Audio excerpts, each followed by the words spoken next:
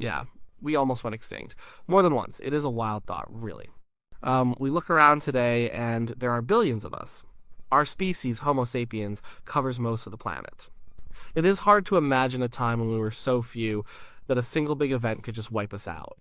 But that time was real. It was a long, tough journey for us to get to where we are now.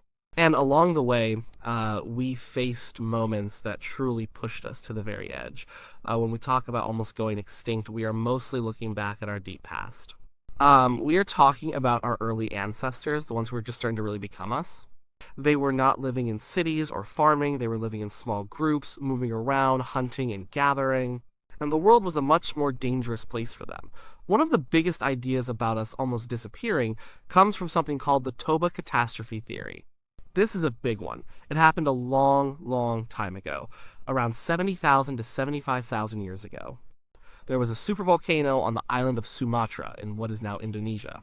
This volcano was not just any volcano, it was a supervolcano. Its eruption was one of the largest Earth has seen in the last couple million years. And when Toba blew, it was not just some ash and lava, it threw an unbelievable amount of rock and dust and sulfur into the atmosphere. The stuff went way up into the stratosphere, and it stayed there for years. The sheer amount of material blocked out the sun. Imagine a permanent, thick cloud covering the entire planet. That is what happened. The blocking of the sun meant temperatures dropped a lot. The Earth plunged into what scientists call a volcanic winter. It was cold. Really, really cold. And it was dark. Plants need sunlight to grow, so many plants died. And when the plants died, the animals that ate the plants also died. And then the animals that ate those animals died. It was a chain reaction, right up the food chain. Resources became incredibly scarce. For our early human ancestors, this was a disaster of unimaginable scale. They were already living on the edge. They did not have big farms or stores of food. They lived day to day, finding what they could. Now that what they could was suddenly gone, or incredibly hard to find. The Toba eruption would have forced populations into small, isolated pockets. They would have struggled to find food, water, and shelter. Many would have died from starvation, cold, or disease because their bodies were weakened. It was a brutal, brutal time, and the theory suggests that this event caused a massive genetic bottleneck for humans. Think of a bottleneck in a bottle. All the liquid has to squeeze through that narrow part. For humans, it means our population size shrank dramatically, to incredibly small numbers. Some estimates say our entire species, all of Homo sapiens on Earth, might have been reduced to just a few thousand individuals. Maybe even as low as 1 or 2,000 breeding pairs. Can you imagine that? That is like a small town today. All of humanity, from that tiny group. We get this idea of a bottleneck from looking at our genes. Scientists study our DNA, especially something called mitochondrial DNA and the Y chromosome. These parts of our DNA are passed down in special ways. Mitochondrial DNA comes only from your mother, and the Y chromosome comes only from your father. By looking at the variation, or lack of variation, in these genetic markers across all modern humans, scientists can trace us back to a surprisingly small common ancestor pool. The lack of genetic diversity in humans compared to many other species strongly suggests that at some point, our numbers were very, very low. The Toba eruption is a prime candidate for causing that severe bottleneck. Now, it is true, some scientists argue about how severe the Toba impact actually was on humans. They point to evidence that some human populations, maybe those in Africa or in certain sheltered areas, might not have been hit as hard. Or that while it was bad, it was not quite as bad as reducing us to a mere couple of thousand people globally.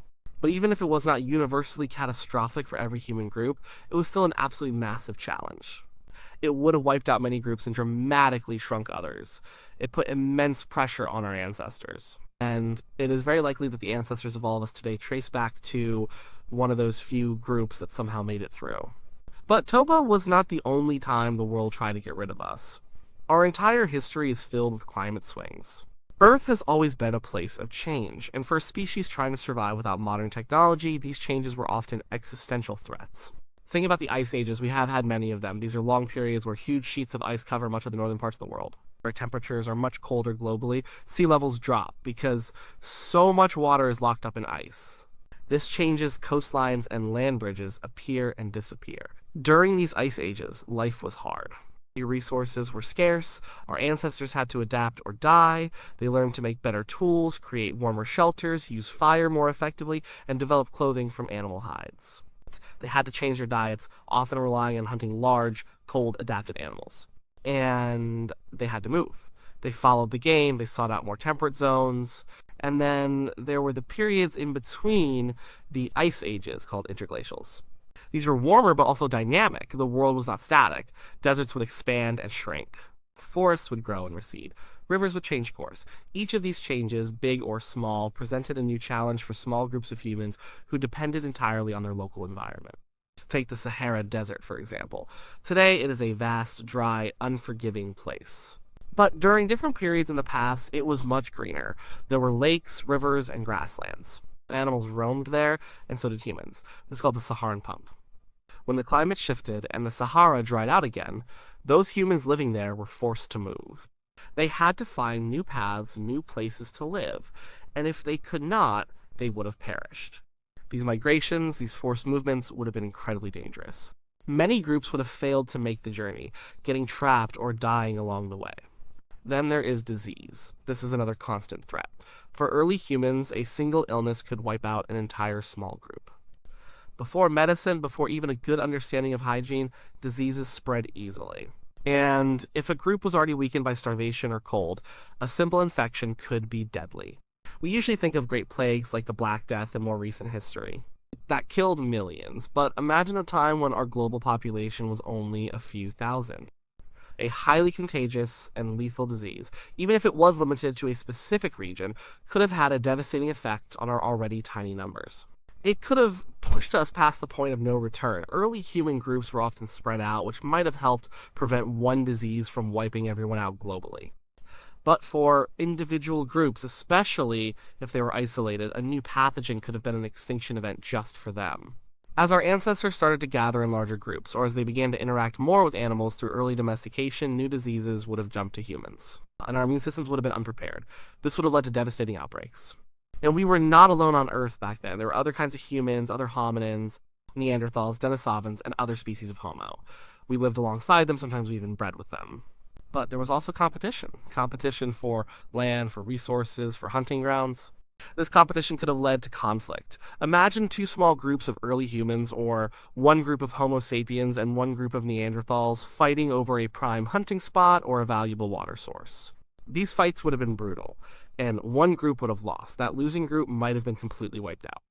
This might not have caused global extinction for Homo sapiens, but it would have meant local extinctions. And if our overall numbers were already critically low, every single group mattered. Every loss was a step closer to the edge. It is easy to think of humanity as a single, unified thing, but in the deep past we were many small, vulnerable groups. Each group, a little spark of humanity trying to stay alive, and many of those sparks went out. Our species originated in Africa, and from Africa, our ancestors migrated, not just once, but in waves. And not all of these migrations succeeded. Imagine the courage, or maybe the desperation, it took to leave everything familiar and walk into the unknown. Trying to cross deserts, vast plains, mountains, or even rudimentary water crossings without maps, without modern supplies. Many groups would have set out and simply never made it. They could have been caught by an unexpected change in weather. They could have run out of food or water in a barren land. They could have encountered hostile groups. Or they could have simply found themselves in an environment that could not sustain them and slowly died out.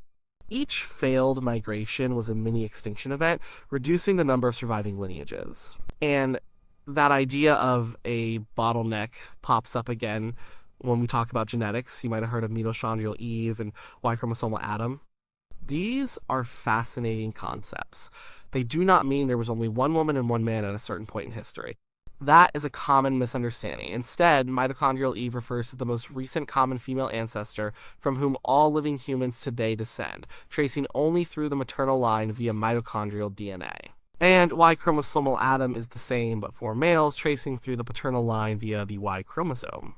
The existence of these common ancestors, especially when they are dated to a relatively recent period in our species history, like around 100,000 to 200,000 years ago for Eve, and a bit more recently for Adam, points to a small founding population for all of modern humanity. It suggests that at some point the number of individuals contributing to the future gene pool was quite limited. This smallness inherently implies vulnerability. It means there were not many eggs in our genetic basket. And if something had happened to that small group or a few key individuals within it, our entire line could have ended. So, yes, the answer is a clear eyes. There were definitely moments when we almost went extinct. It was not just one moment, but a series of challenges. The Toba eruption is the most dramatic single event candidate. But even without Toba, the constant pressure of climate change, the struggle for resources, the threat of disease, and even conflict with other human groups meant that our ancestors lived on the knife edge of survival for tens of thousands of years. But we are here, we made it. And that is the incredible part of this story. How did we survive all that? What made us different or strong enough to push through these moments when so many other species and even other hominin groups died out? Our intelligence was a huge factor, our ability to think, to reason, to solve complex problems. When the environment changed, we did not just stick to the old ways. We figured out new ways. We found new food sources, we invented new tools, we learned how to make fire, not just collect it from lightning strikes, but to create it. Fire meant warmth, protection, cooking food, to make it easier to digest and safer to eat. This was a massive advantage, and our adaptability. We are a remarkably adaptable species. We can live in almost any environment on Earth, from the frozen poles to the scorching deserts. This ability to learn new skills, to change our diets, to build different kinds of shelters, and to make different kinds of clothing allowed us to survive in places where other creatures would have perished. When one area became uninhabitable, we could often find a way to move to another. Our social cooperation was also key. We are intensely social creatures, we work together. We share knowledge. We care for our young for a long time, giving them more time to learn. We care for the old who hold valuable knowledge and experience. This cooperation meant that a single individual did not have to know everything or do everything. The group was stronger than the individual. This also allowed for specialization, even in simple forms. Someone was better at making tools, another at finding water, another at tracking animals. The language was another game changer. The ability to communicate complex ideas, to plan, to teach, to pass down information from one generation to the next beyond simple imitation. This meant that knowledge was not lost when an individual died. It could be stored in the collective memory of the group and passed on. This accelerated learning and innovation. A discovery made by one person could benefit everyone. Technology, even simple technology, made a massive difference. From sharpened stones to spears, from simple shelters to more elaborate ones, from using animal hides for warmth to sewing them into clothing. Each technological step gave us a new edge, a little more control over our environment, a little more protection from the dangers around us. And of course, that drive to migrate. To keep moving, to keep exploring, to find better places. This constant movement meant that if one area became too harsh, our ancestors did not just give up and die. They picked up and moved. This allowed us to spread out, to populate different parts of the world, and to find new resources. It meant that a localized disaster might not wipe out the entire species. There were always other groups somewhere else carrying on. And resilience, sheer, stubborn resilience, the will to survive, even in the face of unimaginable hardship. That is part of our story, too. So, when we look back at our evolutionary past, it is not a smooth, easy ascent. It is a jagged, perilous climb. There were bottlenecks, moments when our numbers were so low that a single, slightly worse event could have ended it all.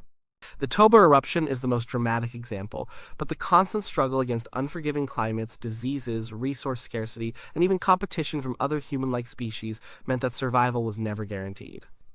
We are here today because a very small number of our ancestors, through incredible luck, intelligence, adaptability, and cooperation, managed to make it through those bottlenecks. They weathered the storms. They found ways to survive when everything around them was trying to kill them. Every single person alive today is a descendant of those resilient few. And thinking about that past can give us perspective on our present. Even today, with all our technology and billions of people, we still face threats. Climate change, new pandemics, the potential for global conflict, and other dangers remind us that we are not invincible. The lessons from our deep past about adaptability, cooperation, and the importance of resilience are still relevant. We are living proof that against incredible odds, life finds a way. And our way, the way of Homo sapiens, has been a truly remarkable and often incredibly close journey of survival.